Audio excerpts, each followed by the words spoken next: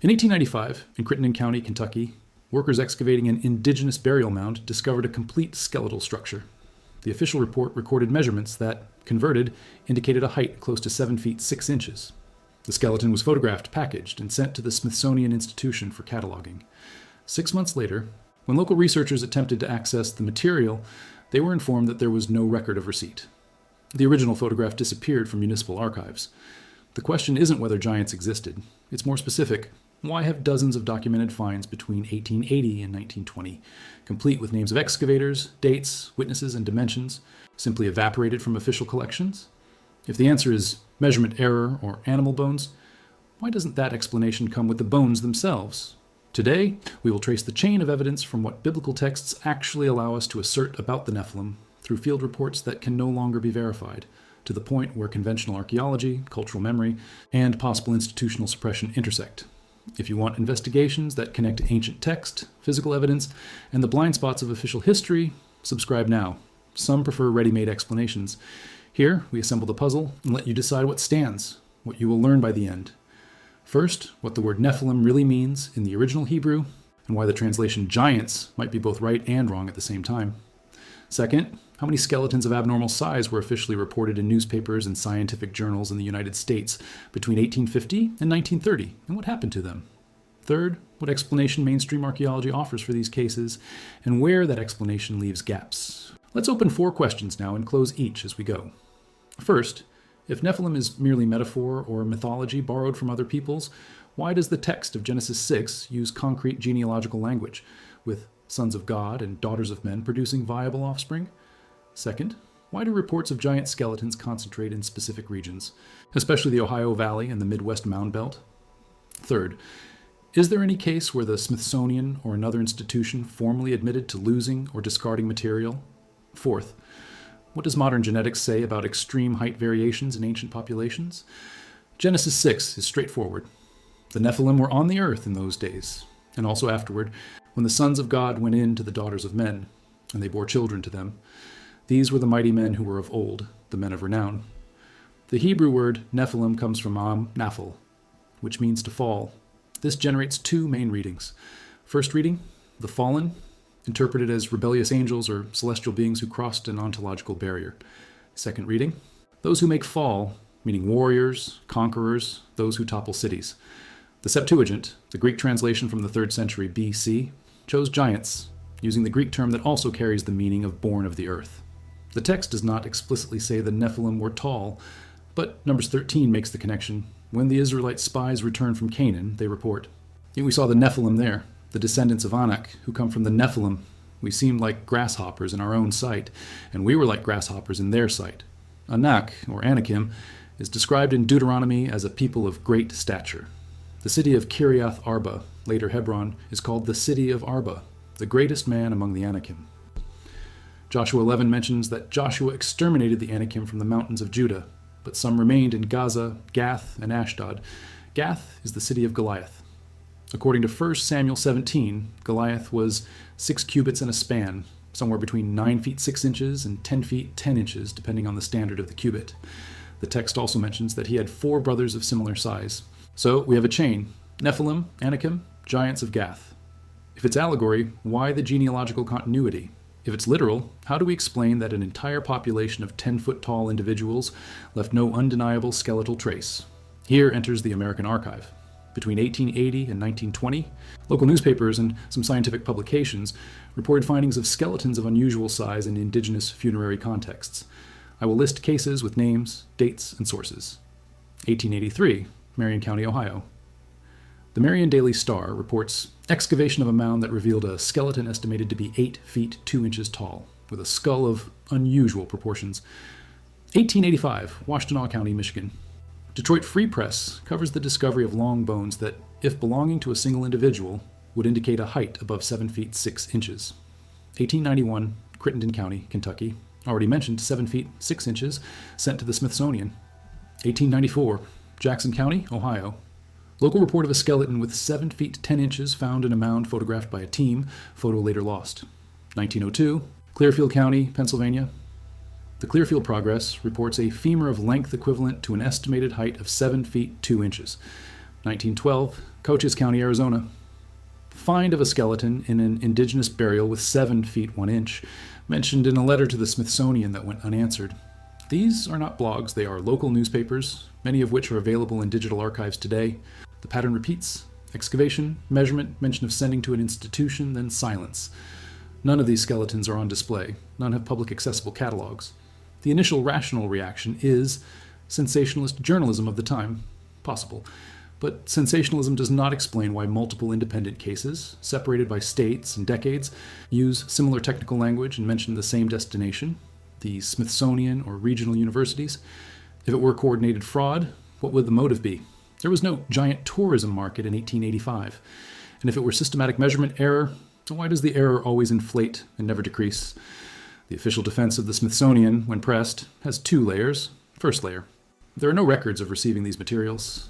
Second layer: ancient human bones were often confused with Pleistocene megafauna, especially mastodons, whose long bones can resemble enlarged human femurs. Let's test the second layer. An adult mastodon femur measures between 35 to 47 inches and weighs around 66 to 110 pounds. A femur of a person 7 feet 6 inches would measure approximately 25 to 27 inches and weigh about 3 to 4 pounds. The morphology is completely different. Hip joint, angle of the femoral neck, shape of the head. Someone excavating indigenous burial mounds and finding an articulated skeleton with ribs, vertebrae, skull, and pelvis in place does not mistake that for a loose mastodon bone. The explanation works for isolated cases of disarticulated bones. It does not work for cases that describe complete skeletons in anatomical position. So we return to the first layer. There are no records. Is that verifiable? In 2014, a group called Greater Ancestors World Museum tried to access the Smithsonian's acquisition records via the Freedom of Information Act. The official response was that records prior to 1950 were partially lost in reorganizations, and that unrecorded biological material was often discarded according to space policies. That's plausible. Large institutions have cataloging issues, but it also means that the absence of records does not prove that the material never arrived. It only proves that we can't trace it. The real question is, why would an institution that meticulously preserves shards of pottery and arrowheads have a policy for discarding anomalous human skeletons? What would the scientific justification for that be? Now let's go to the most cited apocryphal text in this debate, the Book of Enoch. Enoch is not biblical canon in most Christian traditions, but it is accepted by the Ethiopian Orthodox Church and was found among the Dead Sea Scrolls, meaning it circulated in Second Temple Judaism. Enoch 6:7 expands Genesis 6. It names the leaders of the Watchers, fallen angels, Shemyaza, Azazel, Armaros, and others. They descend to Mount Hermon, make an oath, and take human women. Enoch 7:2 says, "And they conceived and bore great giants whose height was 3,000 cubits."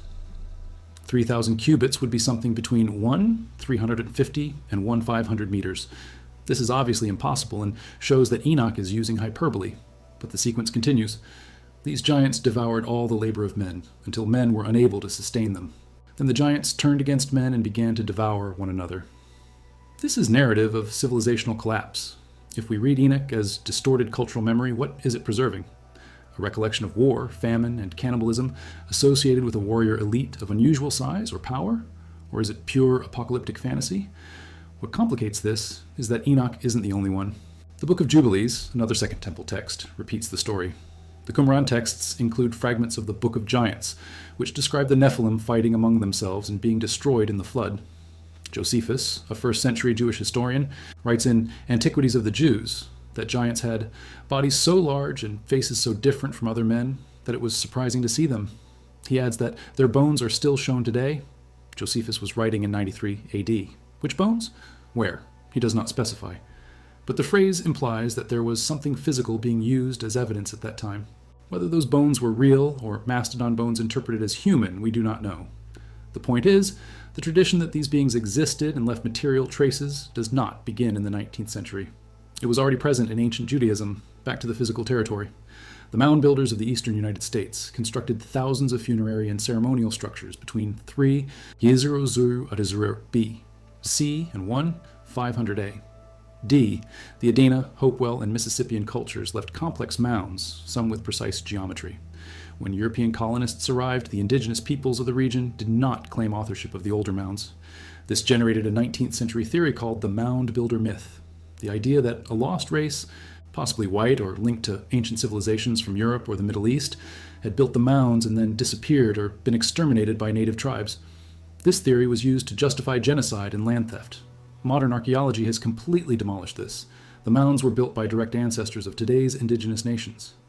DNA, artifacts, and cultural continuity prove this. But the mound builder myth created a bias. Anything found in the mounds that looked out of the ordinary was interpreted as evidence of a different race. This includes large skeletons. So part of the reports of giants may be ideological contamination. People wanting to prove the mounds were made by a superior race. Does this disqualify all the finds? Not necessarily. It disqualifies the interpretation, but not the bones. If 7 feet 6 inches skeletons were indeed found and measured, they still existed, regardless of the racist narrative around them. The problem is that without access to the bones, we can't separate what was real from what was ideology. Is there any modern case of confirmed giant skeletons? Yes, but they have names. Pathological gigantism. Robert Wadlow, the tallest person ever recorded with medical certainty, measured 8 feet 11 inches when he died in 1940 at the age of 22. He had a pituitary gland disorder that caused excessive production of growth hormone. His skeleton is preserved. Sultan Kozan, still living, measures 8 feet 3 inches due to the same condition. Cases of gigantism exist in almost all human populations, but are rare, less than 0.01% of the population. And all have severe health problems, chronic pain, heart issues, low life expectancy. So the question is, were the reported skeletons in the 19th century isolated cases of gigantism, or did they represent something different? If they were isolated cases, why did so many appear in specific funerary contexts, often in elaborate or central burials within the mounds? Central burials are usually of leaders or important figures. If gigantism was a rare and debilitating condition, how did these people achieve elite status? Unless, in some cultures, exceptional size was seen as a marker of power or divine lineage, and thus these people were protected and elevated. This has precedent. Egyptian pharaohs were often depicted larger than others in art, even if they were not physically giants. The symbolic size was real. But if someone were actually born 7 feet 10 inches tall in a culture that valued height, that person would be treated like a demigod and would be buried with honors. This would explain the concentration of finds in prestigious burials. It would also explain why ancient texts speak of giants as heroes and men of renown. They were not a race, they were exceptional individuals, memorialized and mythologized. But this does not close the matter, because Numbers 13 does not speak of a giant, it speaks of a people. We saw there the Nephilim, the descendants of Anak. Descendants implies continuity, a population, not an individual with glandular dysfunction. So either the text is exaggerating or something more complex is happening. An intermediary possibility, endogamous lineages. If an isolated tribe had a high frequency of genes associated with extreme height and practiced internal marriage, those genes would concentrate. You would not have an entire population of giants, but you would have a much higher frequency of individuals above 7 feet tall than normal. This is speculation, but it is not biologically impossible, and it would explain why the text speaks of a people. But archaeology does not find entire cemeteries of giants. You would have a few large individuals per generation, not a uniform race. The problem is that this should also leave a genetic trace. Modern populations in the Middle East should carry genetic variants associated with extreme height at a higher frequency. To my knowledge, this has not been found. But ancient population genetics are still being mapped, so this door is not closed. Now let's talk about the most explosive case, the alleged confession of the Smithsonian. In 2014, a website called World News Daily Report published a story claiming that the U.S. Supreme Court had forced the Smithsonian to release classified documents, proving that the institution had destroyed thousands of giant skeletons in the early 20th century. The story included photos and quotes from a supposed curator. It was shared millions of times, but it's false. World News Daily Report is a satire site, like The Onion. It publishes fiction. There is no Supreme Court case. There are no documents. The photos were montages or images of normal excavations. This case is significant because it shows how misinformation contaminates the debate. Now, any serious discussion on the topic is associated with this hoax. And this is convenient for those who want to dismiss the whole issue without investigation. You can use the existence of a hoax to delegitimize legitimate questions. But let's separate. The 2014 confession is a lie. This does not change the fact that dozens of newspaper reports and letters from the 19th century exist and can be verified. Some may be errors, some may be local frauds, but all of them? And if only 10% of the cases are real, where are the bones? That is the question that won't go away. There's a secondary pattern worth noting. Reports of giant skeletons are not limited to the United States. In Peru, Spanish chronicles from the 16th century mention that the Incas preserved bones of giants who supposedly inhabited the coast before them. Some of these bones were sent to Spain and exhibited. Today, we do not know where they are. In India, Vedic texts and epics like the Mahabharata speak of Rakshasas and Daityas, beings of great stature. British excavations in the 19th century reported unusual skeletons at some sites, but without adequate documentation. Pacific Islands. Polynesian legends speak of giant peoples who inhabited islands before the arrival of navigators. Ecuador. In 1964, Father Carlos Vaca found unusually large bone fragments in the Changamina region. He sent samples for analysis, but died before publishing results, and the material disappeared. Greece, Pausanias, a 2nd century geographer, mentions that bones of giant heroes were exhibited in temples. Some scholars believe they were bones of mammoths or extinct elephants. This creates a mental map. Narratives of giants. Plus, bone finds, whether confirmed or not, appear in multiple cultures. This could just be universal folklore, the human tendency to invent larger-than-life beings, or it could be cultural memory of something that actually existed, distorted by millennia of oral transmission. Or it could be that bones of megafauna, occasionally found, fueled the legends. Greek cyclopes, for example. Skulls of dwarf elephants have a central nasal opening that looks like a giant eye socket. This may have inspired the idea of one-eyed giants. So part of the phenomenon is misinterpretation of fossils. But does this explain everything? Does it explain why the biblical text gives names, genealogies, and specific geographical locations to the Anakim? Does it explain why Goliath is described with precise measurements, detailed armor, and 4 named brothers? If it's just myth, why so much concrete detail? Back to the Smithsonian with a better question. If the institution really received dozens of anomalous skeletons and then lost or discarded them, what would the motivation be? The classic conspiracy theory states, to protect the Darwinist narrative. The idea is that giants would prove creationism or extraterrestrial intervention, so science hides them. This makes no sense. First, giant skeletons do not refute evolution. Gigantism is well explained by evolutionary biology. Second, if you were a scientist and found something that would revolutionize anthropology, you'd publish it. Academic fame is more valuable than protecting a narrative. So the theory of intentional suppression is weak. A more mundane explanation is simple institutional incompetence. By the end of the 19th century, the Smithsonian was receiving tons of material from all over the country. Cataloging was poor. Storage was chaotic. Administrations changed. Priorities changed. Material that did not fit into main collections or that seemed problematic may have simply been ignored or discarded without malice. This is less dramatic than conspiracy, but it's more realistic. Large institutions fail all the time. And once material is lost, no one wants to admit it because admitting is to assume negligence. So you deny the material existed. Over time, denial becomes institutional truth. This is more human and more likely than a century-spanning conspiracy involving hundreds of people who never leaked anything. But the end effect is the same. Potential evidence disappears and we are left without answers. The question of Nephilim is not answered by archaeology because archaeology works with material. Without material, there is no science. But the text exists, and the text is a different kind of evidence. So what do we do with Genesis 6 and Numbers 13? Reading 1, moral allegory. The Nephilim represent human corruption before the flood, the mixing of sacred and profane, the chaos that justifies the flood. Giants is a metaphor for pride, power, violence. Problem: why does the text continue the genealogy of the Nephilim after the flood? Numbers 13 places the Anakim in Canaan centuries later. If it's allegory, why doesn't it die with the flood? Reading 2, memory of war.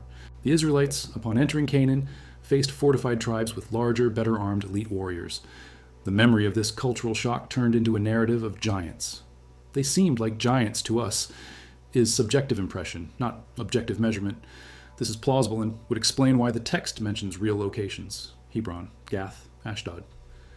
Problem: 1 Samuel 17 gives explicit measurements for Goliath. 6 cubits in a span is not impression, it's a number, and the text says he had brothers.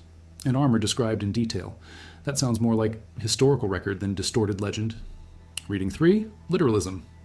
The Nephilim were indeed hybrid beings or a population of extreme height, and they were either extinct or assimilated. Problem: no solid genetic or skeletal evidence, and the biology of an angel-human hybrid does not make scientific sense. So we are left with 3 readings, each with gaps. What do? We hold all 3 in tension, and we admit we don't know. Post-biblical Jewish tradition did not forget the Nephilim. The Pseudo-Jonathan Targum, an Aramaic paraphrase of the Torah from the Second Temple period, expands Genesis 6, saying that Shemazai and Azael, two angels, descended and corrupted themselves. The Talmud, compiled between the 3rd and 5th centuries AD, mentions Og, king of Bashan, as the last survivor of the Rephaim, another term associated with giants. Deuteronomy 3:11 confirms, Og, king of Bashan, was the last of the Rephaim. His iron bed measured 9 cubits long and 4 cubits wide. 9 cubits would be around 12 to 13, 5 feet. Even if bed refers to a sarcophagus or monument, not a sleeping bed, the text links Og to exceptional size. And Bashan is a real region, northeast of the Sea of Galilee, known for megalithic dolmens, giant stone structures used as tombs. These dolmens still exist. Some have capstones weighing over 50 tons. Who built them? Archaeology attributes them to cultures of the Chalcolithic and early Bronze Age, between 4 Dor-Zer and 3 Dor-Zer B. C. But biblical texts, written much later, still associate the region with giants. Is this fossilized cultural memory or coincidence? If you visit the Golan today, you'll see hundreds of these dolmens. None contain giant bones. The bones found in some excavated dolmens show individuals of normal stature. But remember, archaeology in Jordan only professionalized in the 20th century. Before that, many tombs were plundered or explored without proper documentation. So the absence of evidence is not evidence of absence, it's just a gap. Do you read this as metaphor, historical memory, a mixture of both, or something else? What convinces you? Because here's the knot. If you assume everything is myth, you will interpret every detail as allegory.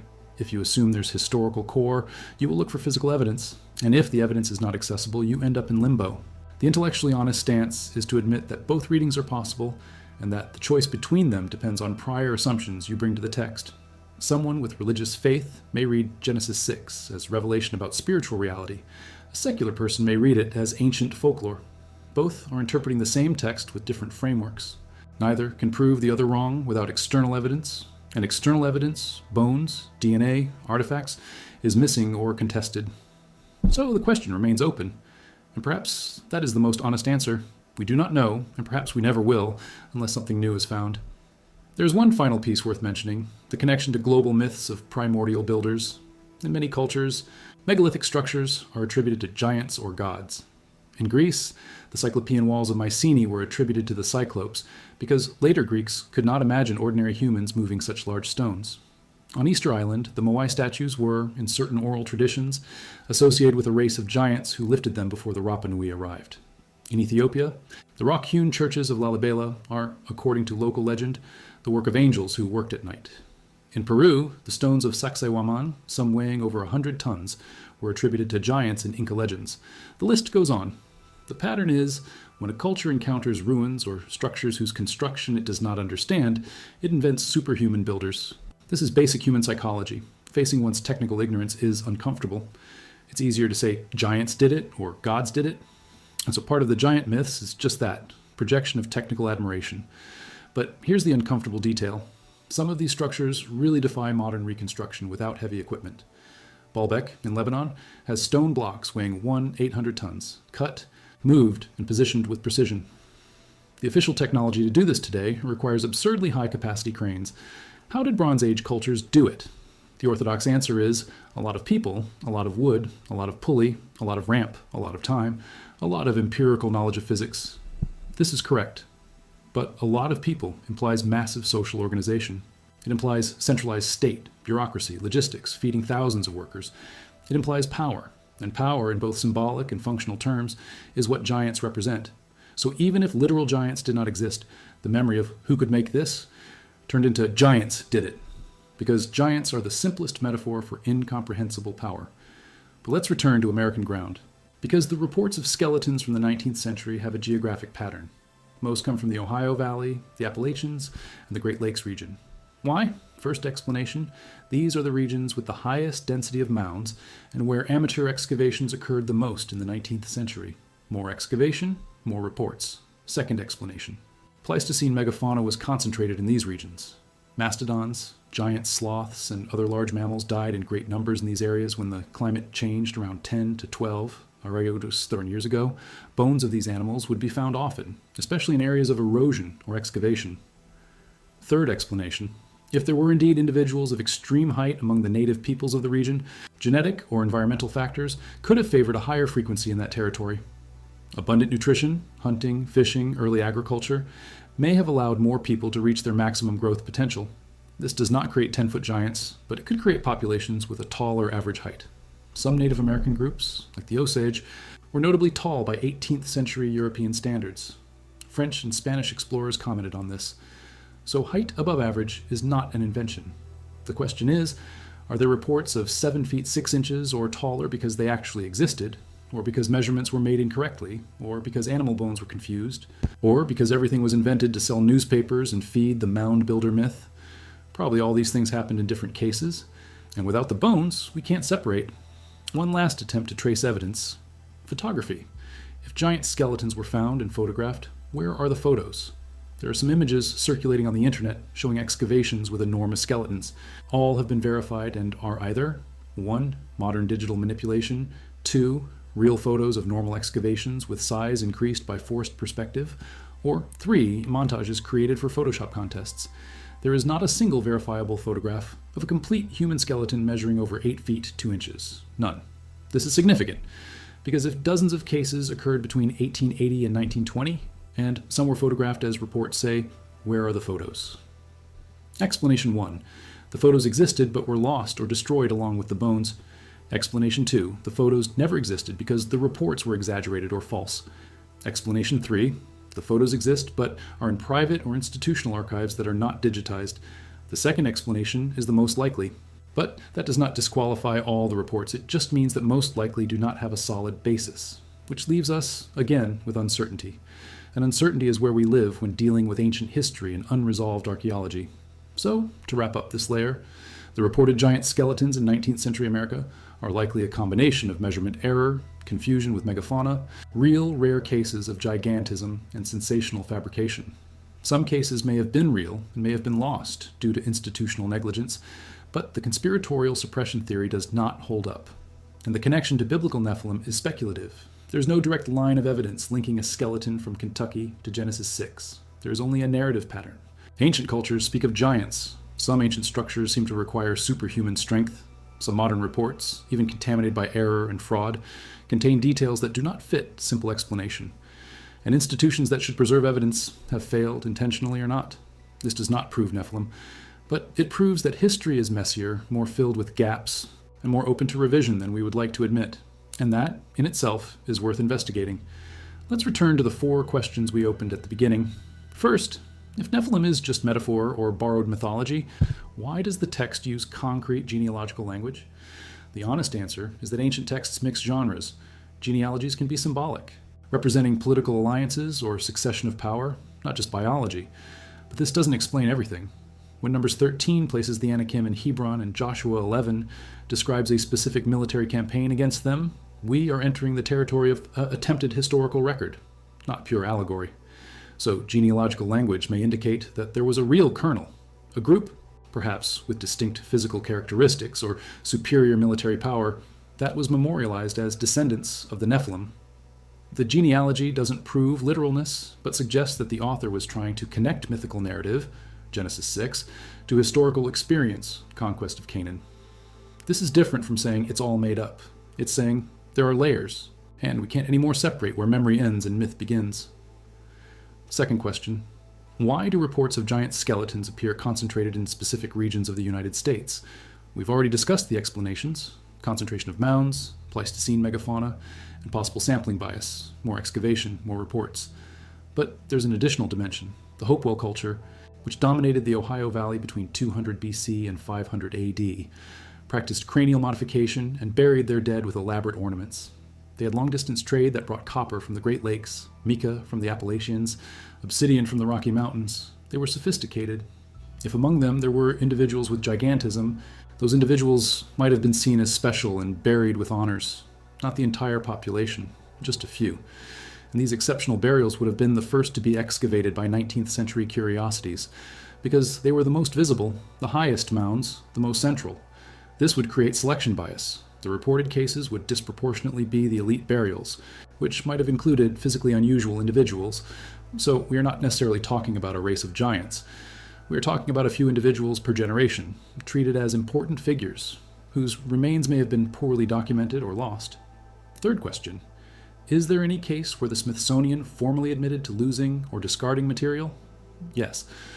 In 2003, the institution published an internal report admitting that thousands of items from biological collections, including human skeletons and ethnographic artifacts, were lost or discarded between 1890 and 1950 due to reorganizations, fires, floods, and questionable administrative decisions. The report does not specifically mention giants, but confirms that loss of unrecorded material was common practice. This validates part of the claims. Yes, material was lost, and not necessarily due to conspiracy, but due to bureaucratic incompetence. So the absence of giant skeletons in the Smithsonian's archives does not prove they never existed.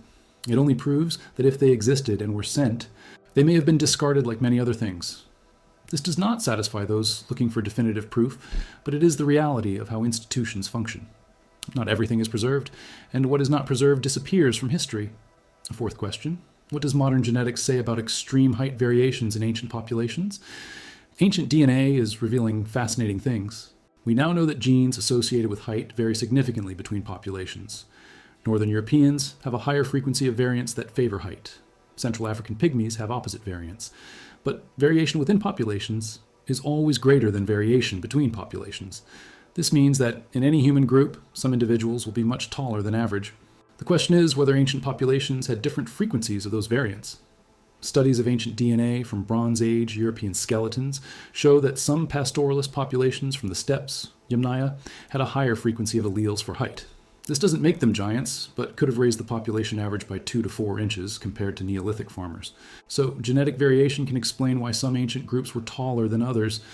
And within any group, individuals with multiple copies of favorable alleles could reach extreme height.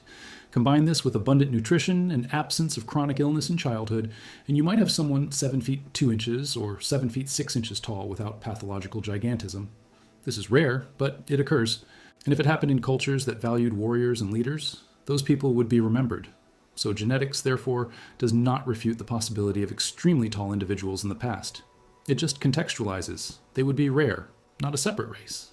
Now, let's tie the thread between biblical text and material evidence in another way. Suppose you are a scribe in the 7th century BC, compiling oral traditions to form the text of Numbers. You have memories of when your ancestors entered Canaan 5 centuries earlier. You know they faced fortified cities and formidable warriors. You see the ruins of those cities. You hear stories of enemy heroes who were exceptionally large or strong. How do you record this? You use the language available. And the language available already has the category Nephilim from Genesis 6, which explains the origins of powerful beings in the ancient world. So you connect the dots. The warriors of Canaan were descendants of the Nephilim. This gives narrative continuity. It explains why the conquest was difficult, and it links your national story to a larger cosmology. You're not necessarily inventing. You are interpreting memory through a theological framework. And as a result, you produce a text that blends history, theology, and myth in indistinguishable ways. This is exactly what we see in Numbers 13. And this explains why the text is so difficult to decode today. Because for us, history and myth are separate categories. For the ancient author, they were not. There is one last angle we need to consider: the possibility that we are asking the wrong question. Maybe the question isn't, did Nephilim exist? But what did the belief in Nephilim do? That is, what function did this narrative serve in the cultures that preserved it? In ancient Judaism, the Nephilim serve as an explanation for pre-flood evil. They represent corruption resulting from the mixing of the divine and human. This idea reinforces boundaries. Angels should not mix with humans, just as Israel should not mix with pagan nations. The narrative has social function. In early Christianity, the Nephilim are used in debates about the nature of angels, the fall, and eschatology, Jude 6 and 2 Peter 2. Forward mention angels who sinned and were imprisoned, reading Genesis 6 as a literal event. This feeds theology about spiritual hierarchies and cosmic battle. In Islam, the story of giants appears in commentary on the Quran, especially around the people of Ad, described as of great stature and destroyed for disobedience. So the narrative circulates in 3 Abrahamic traditions, always with moral or theological function. And perhaps that is more important than the question of physical reality, because even if the Nephilim never existed literally, the idea of them shaped civilizations. It shaped ethics, it shaped cosmology, it shaped politics. But this does not resolve the unease, because we still have the texts that insist on specificity. We still have Goliath with 6 cubits, 125 pounds of bronze armor, 4 named brothers. We still have Og with an iron bed of 9 cubits. We still have Joshua exterminating Anakim city by city. This does not read like abstract theology. It reads like a war chronicle. And war chronicles, even when exaggerated, usually have factual core. So we return to the starting point. We do not know. And perhaps intellectual honesty requires us to state this aloud. We do not know if Nephilim were real, mythological, or distorted memory of something in between. We do not know if giant skeletons found in the 19th century were frauds, errors, megafauna, or real cases of gigantism lost to negligence. We do not know if the megalithic ruins were built by common people with exceptional technique or if something more was happening. What we know is that the narrative is old, recurrent, and resilient. It has survived millennia, and it has survived because it touches on something deep, the idea that the past holds secrets, that not everything has been explained, that there are gaps in official history. And gaps, by definition, are spaces where we have no answers. Filling gaps with certainties is dishonest. But pointing to them and saying something is missing here is not. So let's close with 3 scenarios, each with its implications. Scenario A, the Nephilim are entirely mythical. Genesis 6 is Mesopotamian myth reinterpreted. The Anakim were common Canaanites, perhaps a bit taller than average, but exaggerated in the memory of war. The giant skeleton reports in the United States were errors, frauds, or megafauna. Nothing supernatural, nothing conspiratorial, just the normal process of how myths are born and propagated. Implications? This validates standard scientific methodology. It also means there is no real mystery, just gaps in documentation and human cognitive bias. Scenario B. The Nephilim preserve distorted memory of real human groups with distinct physical or cultural characteristics. Perhaps a lineage of elite warriors, or peoples with a higher frequency of genes for height, or cultures with superior technology that seemed magical to simpler neighbors. The texts exaggerate, but there's historical core. Some anomalous skeletons may have existed and were lost. Implications. This means ancient texts, even when not literally accurate, carry useful information. Archaeology and philology need to continue conversing, and we should be open to revising interpretations when new data appears. Scenario C. Something more complex happened that does not fit modern categories of natural versus supernatural. Perhaps uncommon genetic hybridization, perhaps intervention from something non-human, as the texts describe, or in a way we cannot categorize, perhaps biological phenomena we do not yet understand.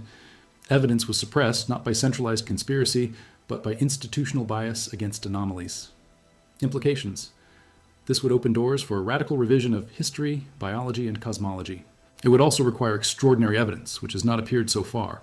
Which scenario you choose depends on your assumptions.